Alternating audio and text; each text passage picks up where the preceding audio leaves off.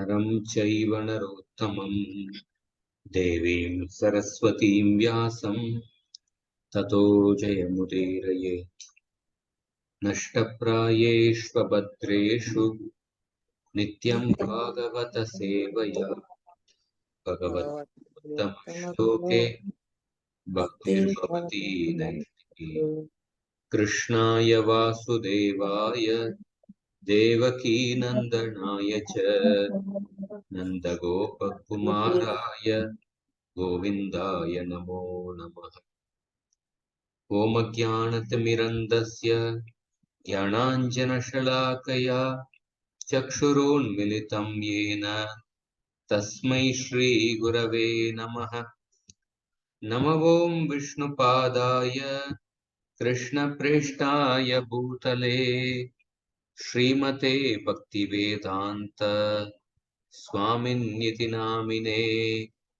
नमस्ते सारस्वती देवे गौरवाणी प्रचारिणे निर्विशेष शून्यवादी पाश्चात्य देशतारिणे। जय श्री कृष्ण चैतन्य प्रभु नित्यानंद श्री अद्वैत गदाधर श्रीवासादि गौर भक्त वृंद। हरे कृष्णा कृष्ण कृष्ण हरे हरे हरे राम राम राम हरे हरे। हरे Krishna. We are reading this beautiful episode from the fourth canto, second chapter, Daksha Yajna. So last week we discussed Vidura's questions to Maitreya Rishi, and then Maitreya Rishi begins the narration of Daksha Yajna, how Daksha entered the sacrificial arena. Everyone got up except Lord Shiva. So at that time, Daksha becomes angry, and with his glowing eyes, he began to speak very strongly against Lord Shiva. So Daksha saw Lord Shiva only as a subordinate, as a son-in-law.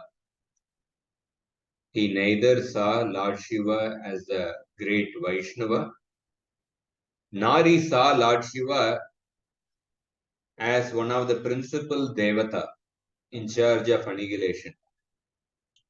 He saw Lord Shiva only from the point of view that he is my son-in-law. Therefore, he begins to criticize Lord Shiva. So we'll discuss these verses from text number 9. श्रूयतां ब्रह्म ऋषयो मे श्रूयतां ब्रह्मणोषयो मे सह देवा सहाग्नयः सह देवा सहाग्नयः साधूनां ब्रुवतो वृत्तम् साधूनां ब्रुवतो वृत्तम्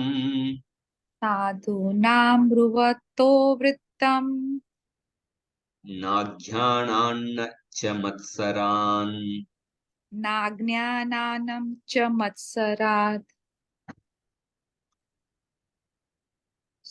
I cannot see the translation. Okay. Now I can see. All sages, brahmanas, and the fire gods present, please hear me with attention, for I speak about the manners of gentle persons. I do not speak out of ignorance or envy. So here Daksha is appealing to the people present over there. Brahma Rishayaha. There were many Brahma Rishis present there. He is calling out to them. The Sambodhana Vibhakti in the plural Bahuvachan sense. Hey Brahma Rishayaha, Saha Devaha, the different Devatas, Sahagnayaha, and different fire gods. He is calling out to all of them. And then he is saying that Shruyatam, please hear me. Please hear me. And then he says that Sadhunam Vrittam Bruvataha. I am going to speak about the conduct of the saintly people. Sadhunam Vrittam. I am going to speak about the manners of the sadhus. And then he says, Na Ajnanan Nacha Matsarat. Whatever I am going to speak, I am not speaking out of ignorance. Nacha Matsarat. I am not speaking out of envy. So we see here Daksha Prajapati. I will go through some of the commentaries on the shloka. Firstly, from the Anvitartha Prakashika is one of the commentaries. So Shruyatam, he's calling out all of them. I'm going to speak about the conduct of the saintly people. I'm not speaking out of envy or out of ignorance. So let us see Vishwanath Chakravarti's commentary. Vishwanath Chakravarti, he says,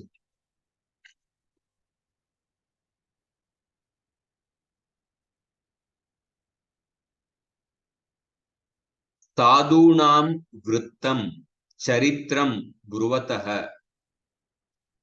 So I am going to speak about the manners of the saintly people. Mama sadhunam nindasyadeva tatra bhavadbir amarshena dukkam na prapyatam iti dvanihi. So don't think that I am actually criticizing the sadhus. Please don't think that I am going to criticize the sadhus and thus become angry towards me. Just think about what I am, reflect on what I am going to speak. Please don't immediately come to the conclusion that I am doing sadhu ninda and then don't become angry with me. Reflect upon what I am speaking. And then he says, Shali Kshetrana Yavasad Apasarana Abhava. So, Shali means rice. Shali Kshetranam. There is a place where the rice is kept, the rice go down, you see. Yavasa refers to the husk. Yavasad apasarana abhava.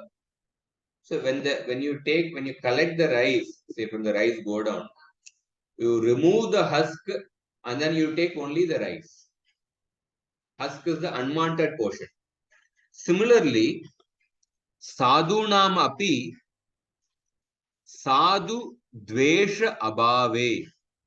Sadhunam api asadu dvesha abhave. Asadu dvesha abhave dukkam syat. Similarly, like when you are actually so when you are respecting the sadhus, but if you don't have dvesha towards the asadu, then it will lead to distress. Like that means like if you don't have a proper discrimination between the sadhu and asadu, and when you don't properly identify the asadu, then after identifying the asadu, the sadhu should be given proper respect. And asadhus, those who are cheaters, those who are not sadhus, or those who pose themselves to be sadhus, they should be rejected. They should be hated. They should be rejected. But if you don't know, if you don't identify who is asadhu, and if you don't have a proper, if you don't neglect the asadhus, then it will lead to dukkha. You will get only distress in your life. Therefore, not only we should know how to respect the sadhus, but you should also know how to avoid the asadhus. And if you don't know how to avoid the asadhus, if you don't recognize the asadhus, then you will go through distress. Just like, for example, somebody is earning money, but if he doesn't know how to identify the fake currency note, he may be earning money, but if he doesn't know how to identify the fake currency note, then he will go through problems, he will go through distress in his life, because he thinks that he has got maybe, suppose he has been given, because nowadays everything is a bank transaction, GPay, everything. So suppose he is getting some 50 lakh rupees, but out of that 40 lakh are actually fake currency notes.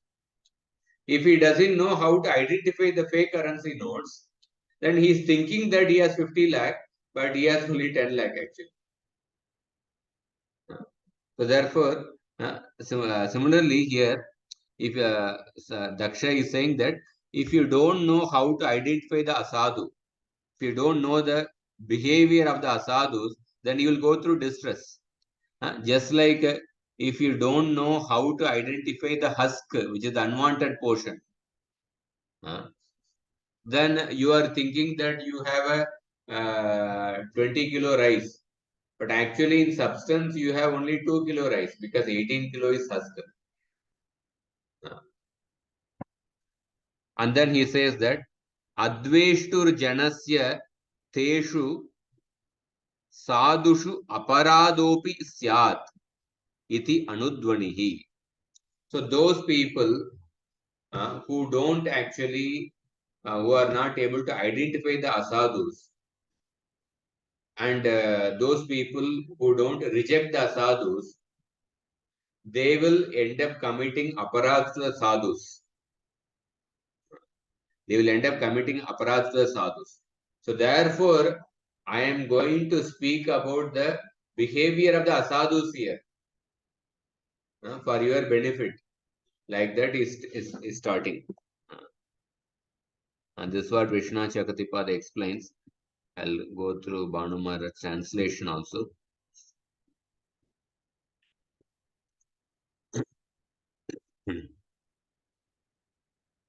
Yeah, he says that I will criticize the bad mannered, but do not become unhappy without first reflecting. The well mannered will suffer if they tolerate the ill mannered, like not weeding the grain field, not taking out the weeds. If a person does not take out the weeds from the grain field, then he will suffer. Just similarly, the well mannered will suffer if they tolerate the ill mannered, if they don't reject the ill mannered. If one shows no hatred towards the ill mannered, then such persons will end up committing offense against the sadhus. So in this way, this is the this is the intention of Daksha in speaking this shloka. This is the intention of the Daksha. So then, then one may say to Daksha, oh, you are speaking, you are criticizing the sadhu, you are criticizing Lord Shiva out of your ignorance. Because you are ignorant, therefore you are criticizing Lord Shiva. Somebody may object to Daksha. Therefore, Daksha says that Nanu Shivasya asadutvam ajnanadeva tvaya uchyate iti chet. If somebody says that you are speaking, you are criticizing Lord Shiva only out of ignorance, in response, Daksha says, Mama ajnanam anu api nasti. I don't have ignorance even to an iota.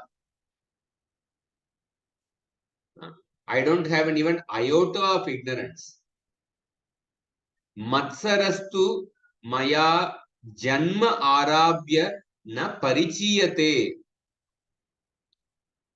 I don't have envy towards Lord Shiva right from the birth. Matsarastu maya janma arabhya na parichiyate. Therefore, in that way, Daksha is saying. But look at the way what Prabhupada is writing in the purport. So Prabhupada says in the purport that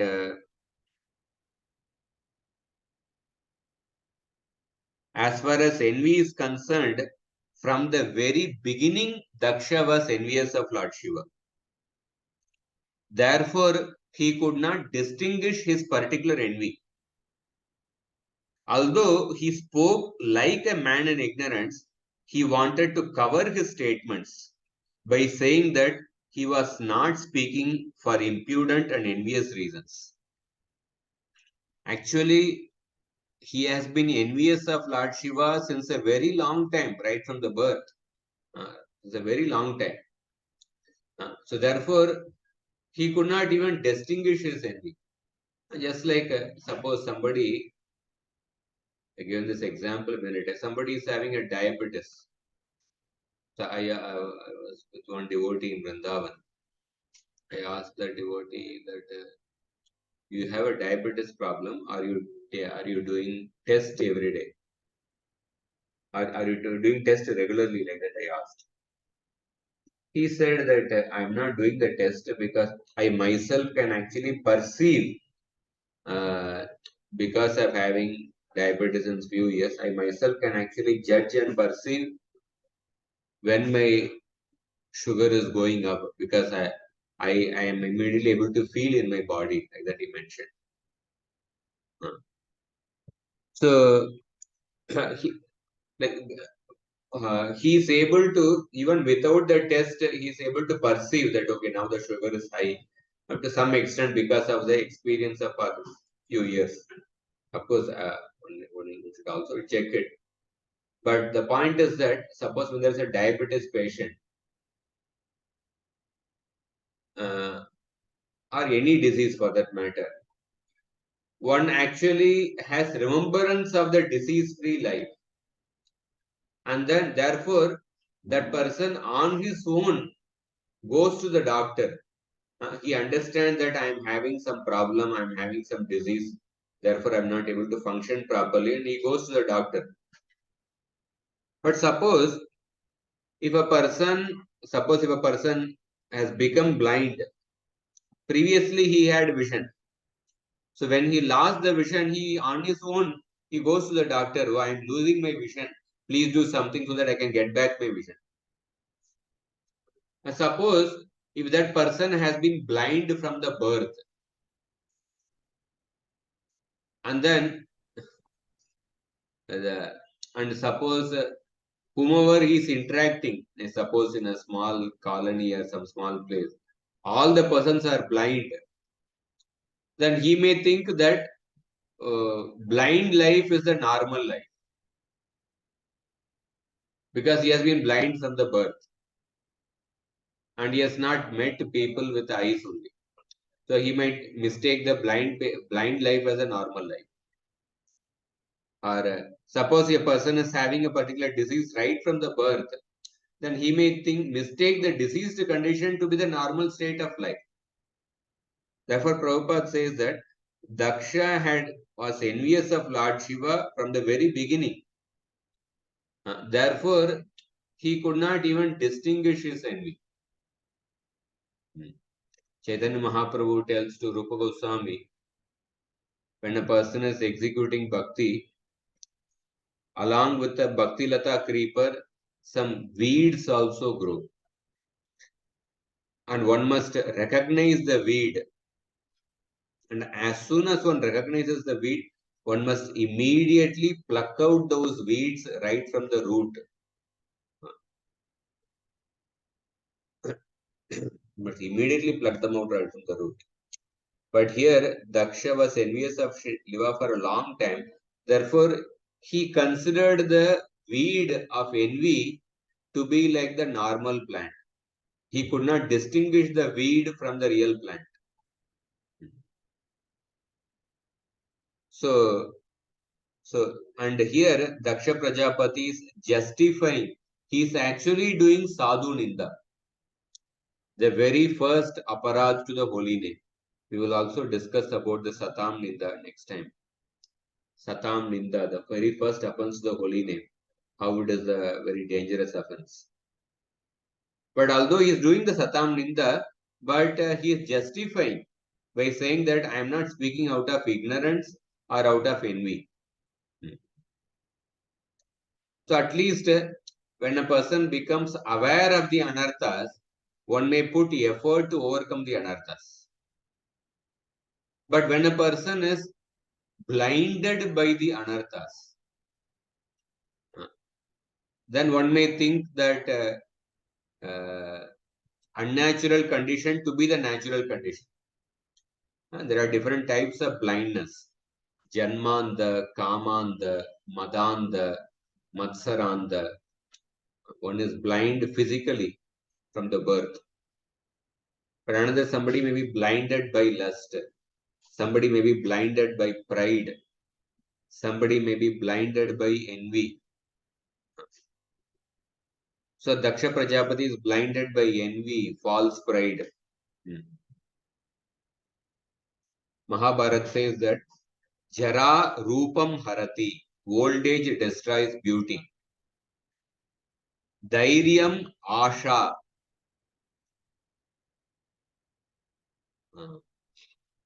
Dhairyam Asha Mrityuhu Pranan.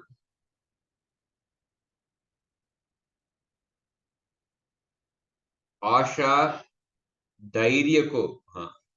The hope actually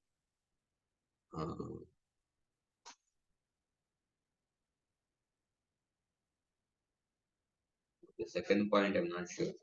The death destroys the life. Mrityuhu Pranan. Dharmam Dharmacharyam Asuya. The envy destroys the good conduct. Krodhaha Shriyam. The vile passion destroys prosperity. And Sheelam Anarya Seva. Sheelam Anarya Seva Hriyam. The association with the vulgar good association with the vulgar destroys the good manners. Suppose a person is actually associating with vulgar people, it destroys the good manners. And lust destroys modesty. Kama destroys the modesty. And Sarvam eva abhimanaha. Pride destroys everything. So this verse talks about the power of pride. So old age destroys beauty. Death destroys the life. And envy destroys virtue. And anger destroys prosperity. And association with the vulgar people destroys one's good manners. And Kama destroys shyness or modesty. And pride destroys everything. So Daksha Prajapati was proud of his position. And he was envious of Lord Shiva. So he is blinded by that pride.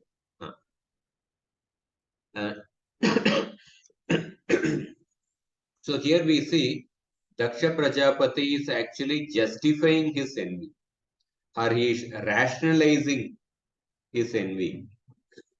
So rationalization is nothing but intelligence used in the service of false ego. So Daksha Prajapati is using his intelligence in the service of his ahankara. So many times in the conditioned soul, the urge for justification is greater than the urge to experience the truth. So oftentimes the truth is actually little bitter. It may be little painful to the ego. and the truth may expose us, expose our shortcomings.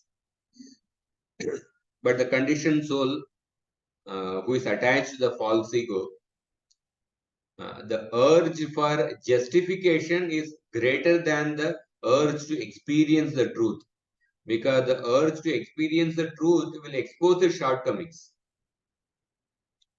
But the justification will cover one's shortcomings. So human beings have always had an urge to build up artificial justification around their actions. And this urge is generally greater than the need to actually experience the truth.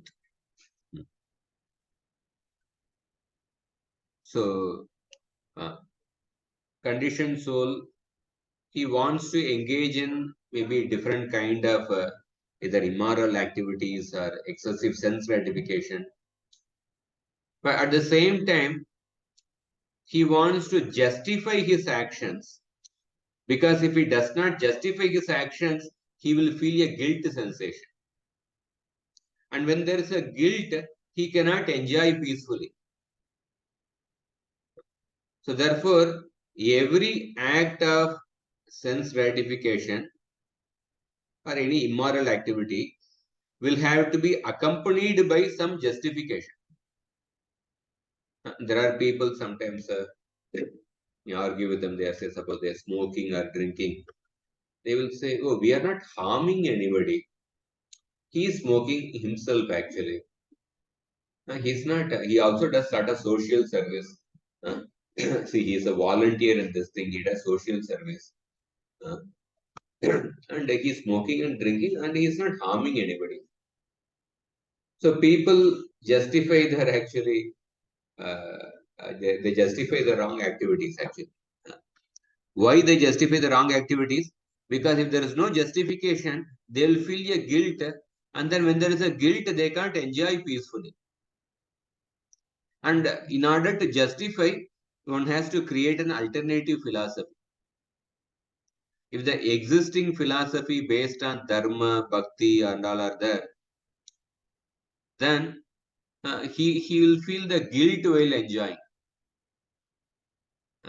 So therefore, he has to destroy the existing philosophy. And therefore, he creates certain doubts, or he creates an alternative philosophy to justify his strong activities. And this justification can be there in different fields. Like for example, even suppose a person commits a Vaishnava aparadha.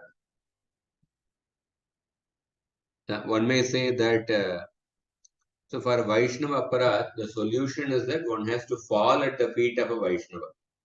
That is what the Shastras say, beg forgiveness from the Vaishnava.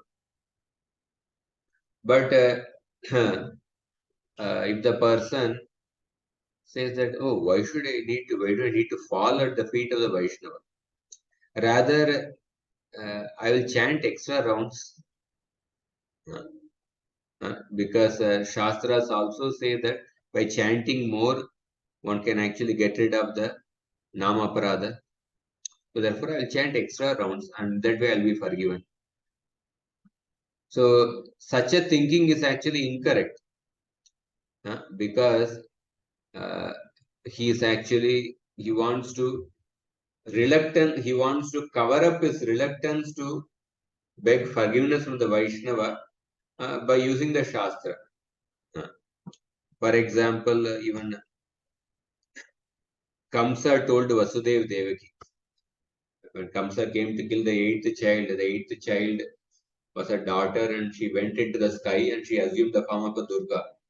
After that, Kamsa realized, oh, my worshipable deity has become the daughter of my own sister. And then he begged forgiveness from Vasudeva Devaki. And at that time, he speaks of philosophy. He says that, please don't be angry with me. See, I am just an instrument of your karma. So he was speaking the karma philosophy, but he was justifying all his wrong activities. You have to forgive me because I am just an instrument of your karma. So the philosophy is supposed to actually destroy one's false ego. But sometimes the false ego can use the philosophy to cover itself. That is how the power of the false ego is. So here Daksha Prajapati is saying that I am not speaking out of envy or I am not speaking out of ignorance.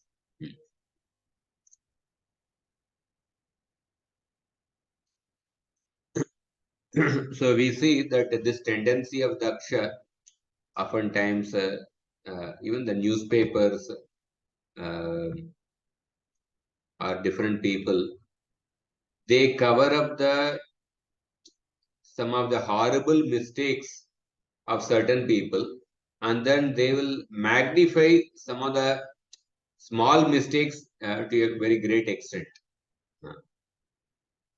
Or even suppose, for example, Israel Hamas war, war is going on. There are people, they actually speak about Israel attacking Hamas, but they don't actually speak anything about Hamas who attacked Israel, who provoked Israel by sending some thousands of rockets. They don't see that as an act of terrorism, actually. They don't speak about that. So they cover up that, or they say that, oh, they are fighting for freedom. But Israel's act is an act of terrorism. So that is the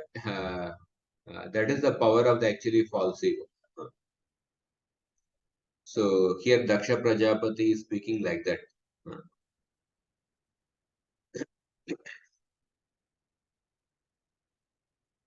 We'll go to the next shloka. Now from the 10th shloka till the 15th shloka, Daksha criticizes Lord Shiva. 10th shloka.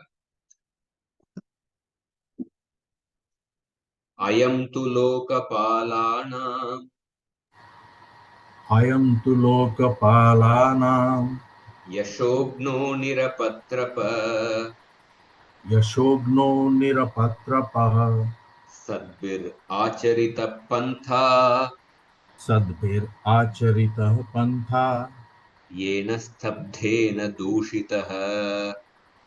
Yena stabdhena dushitah. Translation. Daksha continues. Shiva has spoiled the name and fame of the governors of the universe and has polluted the path of gentle manners.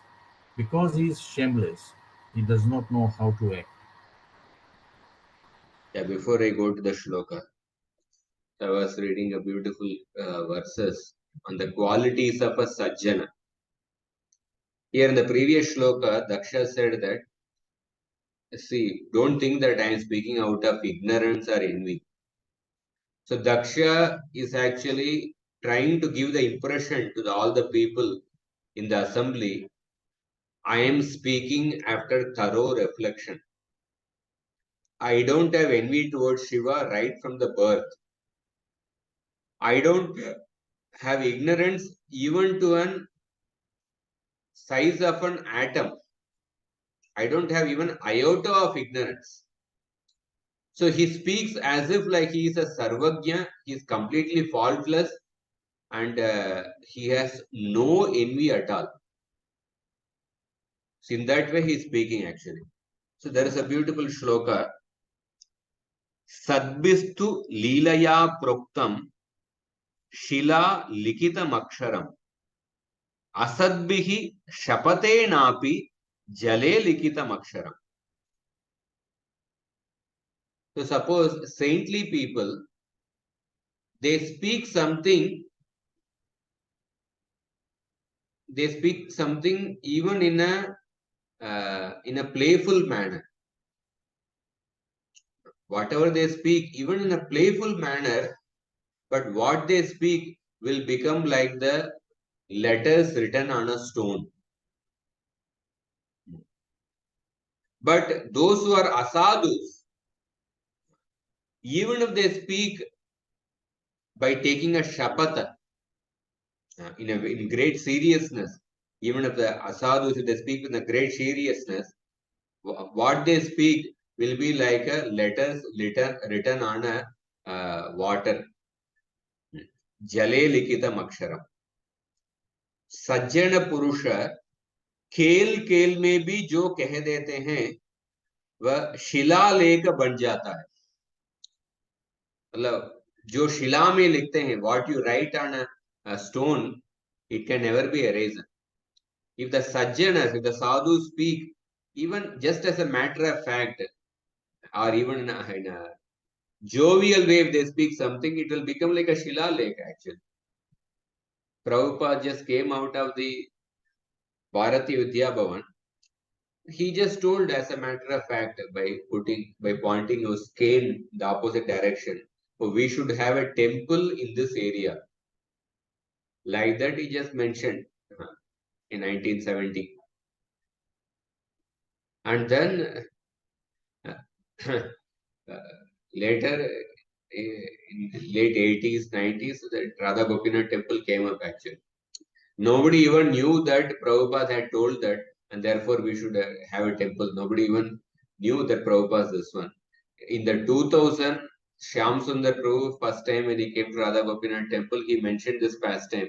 Oh, Prabhupada told this when he came out of the Bharati Vidya Bhavan. So when the sadhu speaks something, just as a matter of fact, even as a jovial way, that becomes like a shila leka. It becomes like a letters written on a stone. It will never be erased. परंतु दुर्जन व्यक्ति बड़े से बड़ा सौगंध खाकर भी जो कुछ कहते हैं वह पानी पर लिखे गए अक्षरों की भांति व्यर्थ होता है.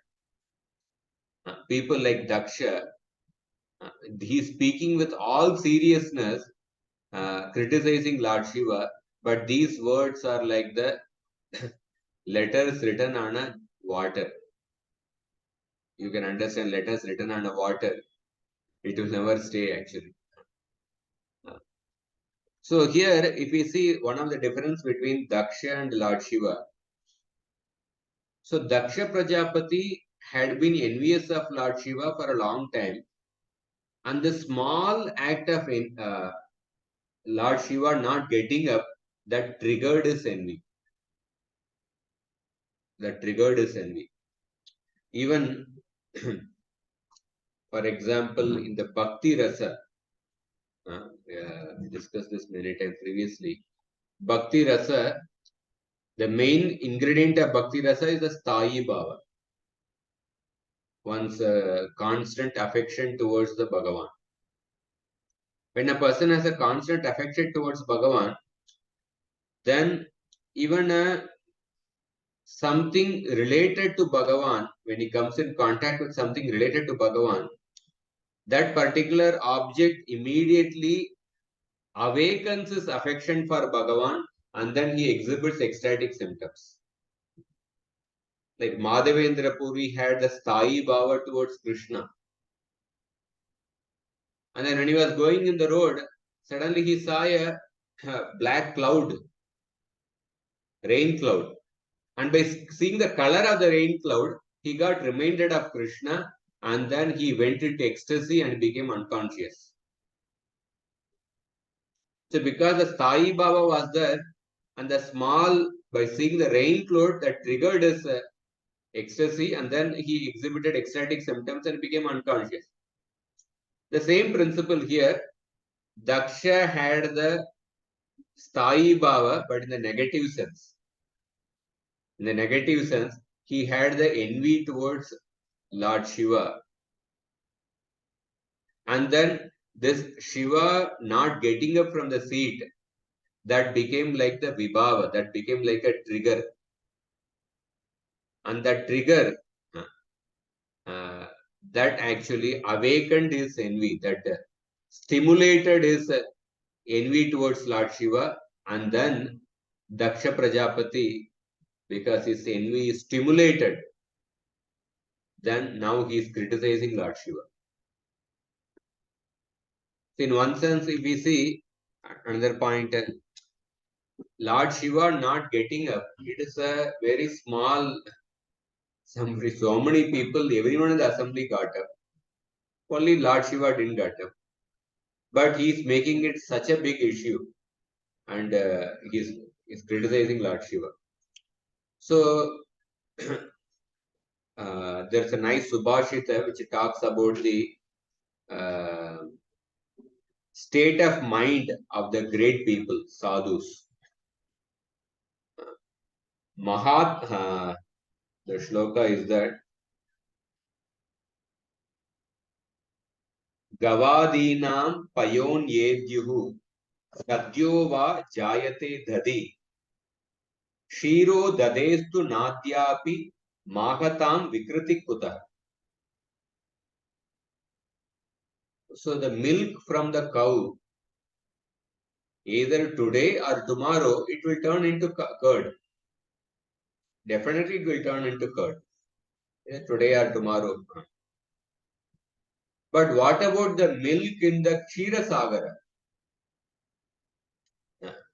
The milk in the Kshira Sagara, it never becomes a curd. It never undergoes a vikara. When the milk undergoes a vikara transformation, it becomes a curd. So milk from the cow, it will definitely turn into curd today or tomorrow. But the milk in the Kshira Sagara, it never undergoes a vikara. Because there's a huge quantity of milk. Shiro dadestu nadyapi magatam vikriti kutah. So the mind of the great people is like the Kshira Sagara milk. The mind of the great people, it never undergoes a vikara even by the greatest agitation. But exactly opposite to that, the mind of low people, it undergoes a great vikara even by the small agitation. Daksha Prajapati, his mind got agitated just by the small act of Shiva not getting up. But you will see later, after hearing all these very strong critical words of Daksha, Lord Shiva did not at all get agitated. Because that is the mindset of the great people like Lord Shiva. It is like the milk in the Kshira Sagar. It never undergoes transformation. गाय आदि का दूध तो आज अथवा दूसरे दिन दही बन जाता है, परंतु क्षीर सागर का दूध अब तक दही नहीं बना है. सची कहा गया है कि जो महान होते हैं उनमें विकार कहां से आएगा. So Lord Shiva, even after hearing so much of criticism, he never got agitated. But Daksha was agitated with a small act of Lord Shiva not getting up. So here in the 10th shloka, I'll go through the commentaries. Ayam tu lokapalanam yashobno nirapatrapah sadvir acharita panta yena stabdena doshitah. So here he's saying that this Lord Shiva is Lokapalanam Yashobno. He has actually spoiled the fame of all the Lokapalas. Just because of this behavior of this one Lord Shiva, he has actually spoiled the fame of all the Lokapalas. So we see that when one person misbehaves in a community, he has the potential to bring a bad name to the entire community. It can be true in any this one actually. It can be, say, suppose a temple, or suppose in a group of sadhus. If one person misbehaves, then it can bring a bad reputation to the entire, say, people in the temple or the entire, say, sadhus. Or if one person, a particular family lineage misbehaves, by that he can bring a bad reputation to the entire family also, entire lineage. So therefore, every person has a great responsibility. Every person potentially can bring a great fame to the community he belongs, to the family he belongs, to the organization he belongs. At the same time, he can bring a bad reputation to the organization, family he is connected to.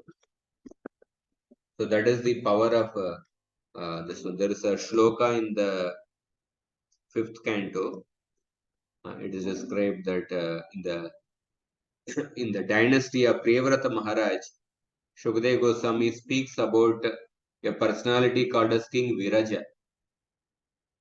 Prayavratam Vamshamimam Virajas Charamodbhavah Akarot Atyalam Kirtya Vishnu Suraganam Yata. Viraja, because of his high qualities and wide fame, King Viraja became the jewel of the dynasty of King Priyavrata. That means he brought fame to the entire dynasty of Priyavrata. Just like Lord Vishnu, by his transcendental potency, decorates and blesses the Devatas. So in a garden, one flowering tree, it can bring fragrance to the entire garden. So because Krishna took birth in the Yadu family, the entire Yadava Vamsha became glorious. Even now sometimes people say, oh, hum Yadav hai, hum sab Krishna ke hai. So they take pride in actually the Yadav Vamsha. So Lord Daksha Prajapati is saying that because of this one person's bad behavior, he has brought bad reputation to the whole community of Lokapala, to all the Devatas. And Nirapatrapa, this Lord Shiva is a shameless person. Nirapatrapa means a shameless person. And the third criticism is that Sadbir Acharita Panta Yena Stabdena Doshitaha. This person has polluted the path of the sadhus. He has actually he has polluted the path of the sadhus. Sadbir Acharita Panta Yena Stabdena Doshitaha. Because this Lord Shiva is stubborn. Because of his wrong actions, he has polluted the path of the sadhus. This way, in 3 ways, he is criticizing Lord Shiva. But the Acharyas also say that Saraswati has actually given, Saraswati Devi has given alternative meaning to the same shlokas, as if these shlokas are a glorification of Lord Shiva. And what is the alternative meaning? The alternative meaning is that I am to Lokapalanam Yashognaha. Yashognaha. So first meaning is that this person has spoiled the fame, or he has destroyed the fame of all the Lokapalas. But another meaning is that because Sanskrit is such a language, another meaning, even grammatically, how another meaning is that Yashogna means what Daksha is saying is that this Lord Shiva, because of his fame, he has stolen the fame of all the other Lokapalas.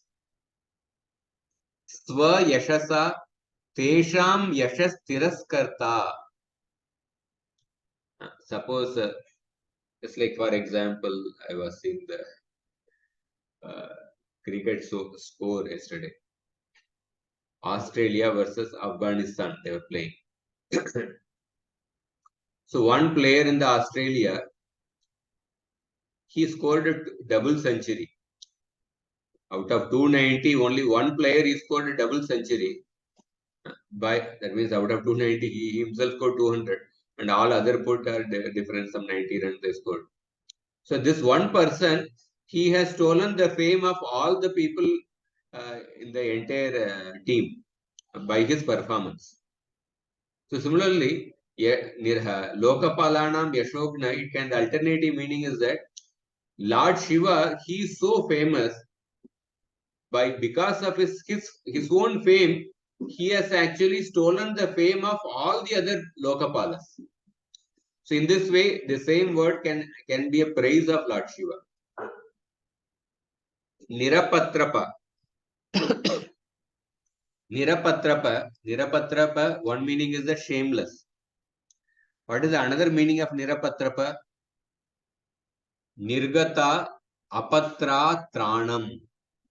Yesham tan asharanan pati iti saha. Essentially, it means that one who gives shelter, one who protects those who are shelterless. Prabhupada writes in the purport, Nirapatrapa also means one who is the maintainer of persons who have no other shelter. So, in that sense, Nirapatrapa also, it also has this meaning. That means it is a glorification of Lord Shiva. He gives shelter to those who are shelterless. He protects them. Because Nirapatrapa can be split into different ways and give the same meaning. And the third criticism, Sadbir Acharita Panta Yena Stabdena Dushita. This is like Daksha said that Lord Shiva has spoiled the path of the saintly people. But the Acharyas give an alternative meaning. What they say is that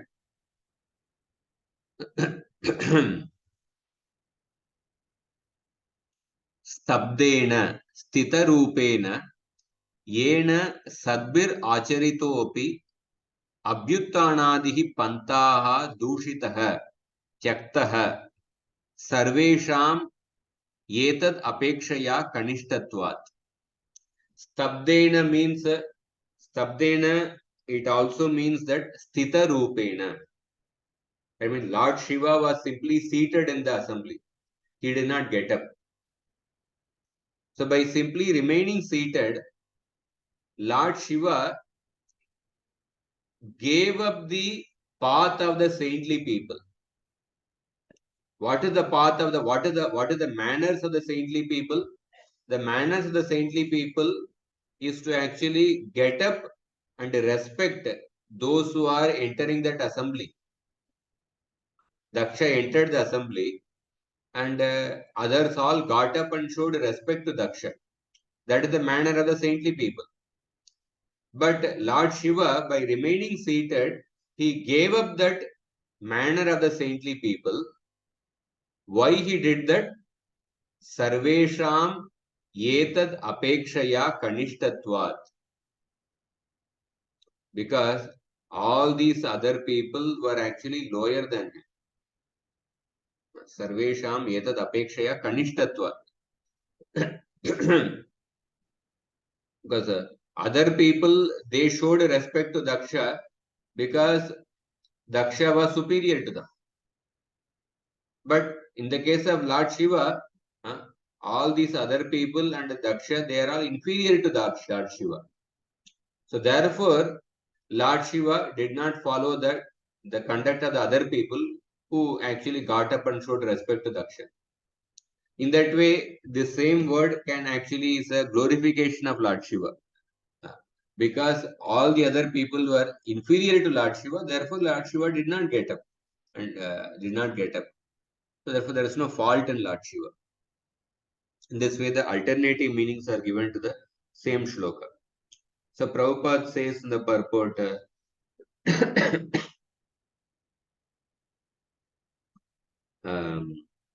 generally Lord Shiva is known as the Lord of the Bhutas, Bhutanatha. So they take shelter of Lord Shiva because he is very kind to everyone and is very quickly satisfied. Therefore, he is called Ashutosha.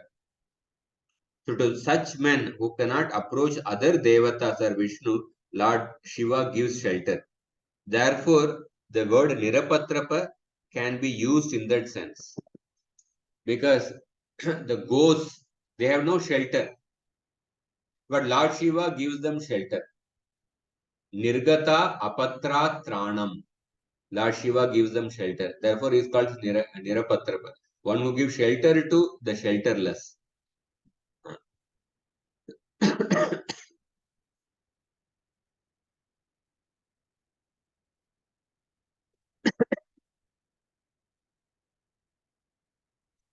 We'll take one more shloka at the end. Yesha me shishyatam prapto एष मे शिष्यतां प्राप्तो yanme duhituragrahit यन्मे दुहितुरग्रहीत् panim vipragni mukatah पाणिं विप्राग्निमुखतः savitriya iva sadhuvat. सावित्र्या इव साधुवत्. He has already accepted himself as my subordinate by marrying my daughter in the presence of fire and Brahmanas. He has married my daughter, who is equal to Gayatri, and has pretended to be just like an honest man, honest person.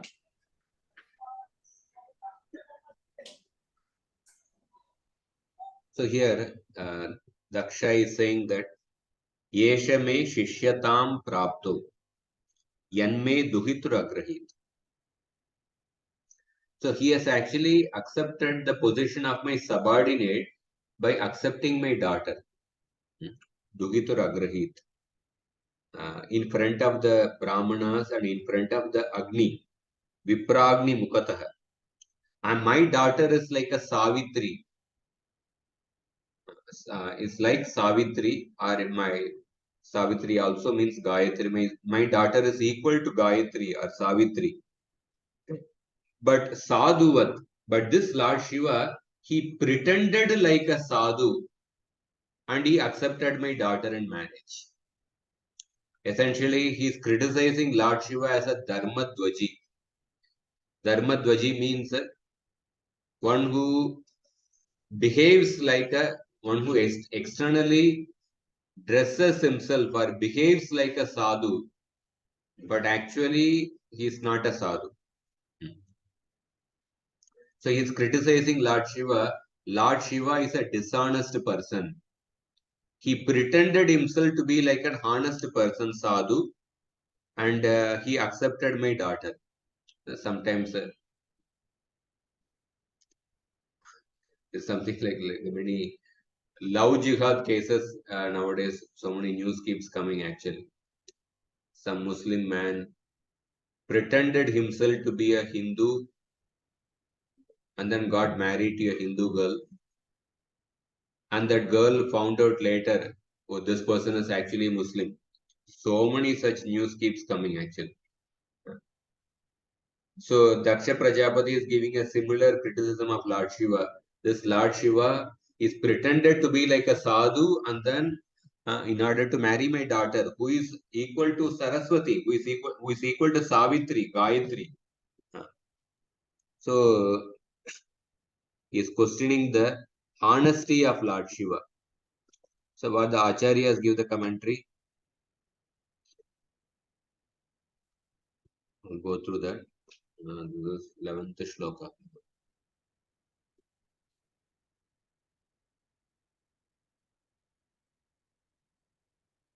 Acharya say that Krishna Chakotipat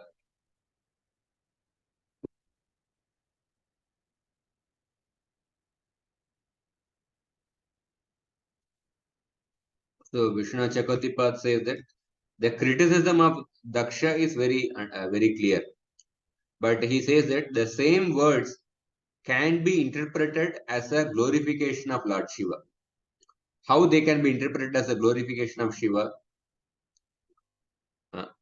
Stutistu mama ashishyatam ashishtatam yetavad dina paryantam guptam api yesha praptah sarvagyatvat pratamam eva avagatavan. Actually, I am unqualified.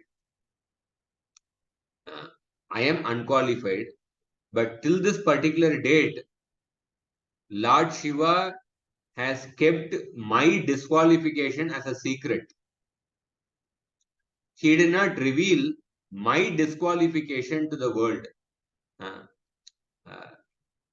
He has actually kept my low disqualification as a secret till this date. And Sarvagyatvat Pratamam eva avagatavan. So, because Lord Shiva is all-knowing, he knows my actually disqualification. He knows my disqualification. He has kept the disqualification a secret till this particular point. Only today he revealed the disqualification to the world by not getting up in front of everyone, by not getting up when I entered the assembly. By not getting up when I entered the assembly, today only he has actually revealed that my disqualification to the world. Because he is omniscient, Lord Shiva is first to understand about my disqualification. Other people are not omniscient, therefore they do not understand my disqualification, therefore they got up to show respect. But Lord Shiva knows my disqualification, therefore he did not stand up and welcome me. But although he knew my disqualification, but he understood the qualities of my daughter, who is equal to Savitri, and therefore he has married my daughter. And there is absolutely no good behavior on my part. He is saying that Eva Sadhuvat, there is no good behavior of a sadhu on my part. Because I am disqualified person. I am Ashishyata. I am disqualified. But till today, he has kept my disqualification a secret. Only today he revealed it to the world by not getting up. But although he knows my disqualification, but he also knew, he also understood the qualities of my daughter, and therefore, despite my disqualification, he married my daughter. So there is no good qualification in me. Like that, actually, Daksha is criticizing only Lord Shiva, but this is the Acharyas are giving another explanation. Because Acharyas, they cannot tolerate criticism of the Bhagavan or the Vaishnavas. Shiva is the Vaishnavanam Yatha Shambhu. He is the greatest among the Vaishnavas, Vishnu Bhaktas. So how can the Acharyas criticize the, how can the Acharyas tolerate the criticism of the Acharya, of the Lord Shiva? So therefore, the Acharyas, by they see how the same shloka can be interpreted as a glorification of Lord Shiva. So therefore, they are interpreting the same shloka as a glorification of Lord Shiva. They give alternative meaning. So you see, one of the quality of a sadhu means Shrinvanti Gayanti Grinanti Sadavaha. The Bhagavatam first canto 5th chapter, Prabhupada says sadhus means purified men who are thoroughly honest. So, one of the quality of a sadhu is that they are honest people, purified men who are thoroughly honest. So here, but Daksha Prajapati is criticizing Lord Shiva as a dishonest person, as a pretender. Amanitvam, Adambitvam. Adambitvam means what? Amanitvam means a great person thinking himself to be ordinary. That is called as the Amanitvam. That is called as a humility. But an ordinary person thinking himself to be great or posing oneself to be great, that is called as a damba. That is called as a pretension or a dishonest tendency. So, Amanitvam, Adambitvam, Ahimsa, Kshantirarjam. So, the Gita Krishna says that the process of obtaining knowledge is that humility and Adambitvam, free from damba, free from pretension. So, here Lord Shiva is criticized as a pretender, as a dharmadvaji, as an asadu. So, we see that sadhus like Narada Muni. Narada Muni, for example, how he was a honest sadhu.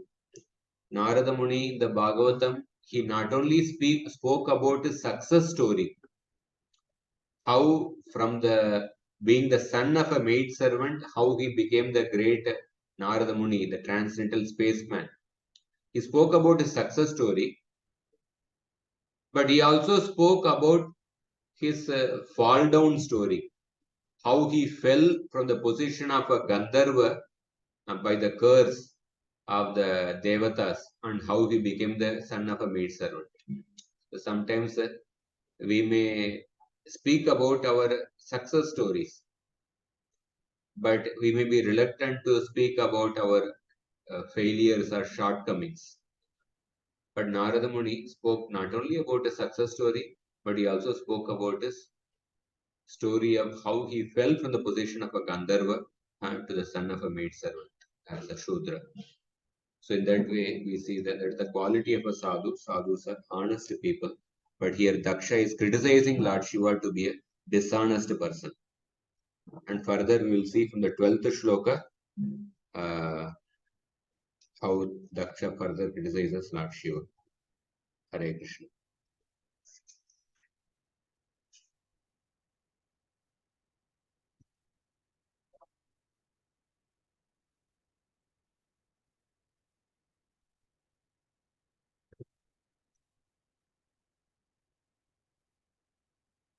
So, anybody has any questions or comments?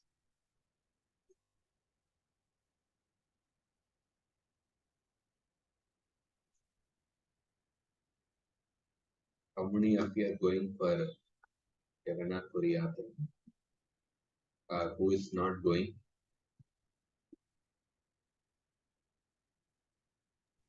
I'm not going.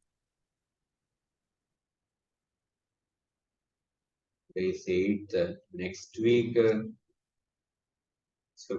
the day before Yatra.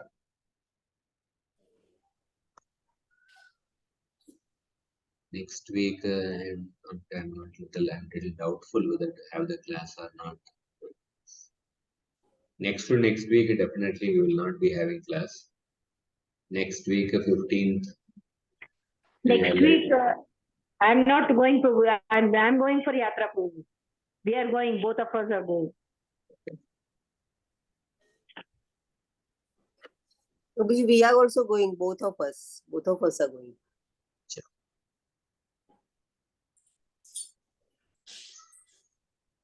Okay, we will see next week. I'll let you know. Mostly we will not have class. Sari Keshav Prabhu's family also is going. Okay. So wish you have a nice trip in the Jagannath Puri Yatra.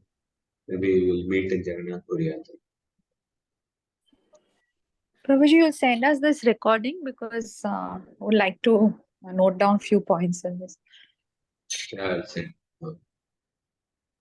So mostly we may not have next to next week though we will not be having class. Next week also let us see. I'll send a message next week. Antara Srimad Bhagavatam ki jai, Srila Prabhupada ki jai. Hare Krishna. Thank you very much for the information.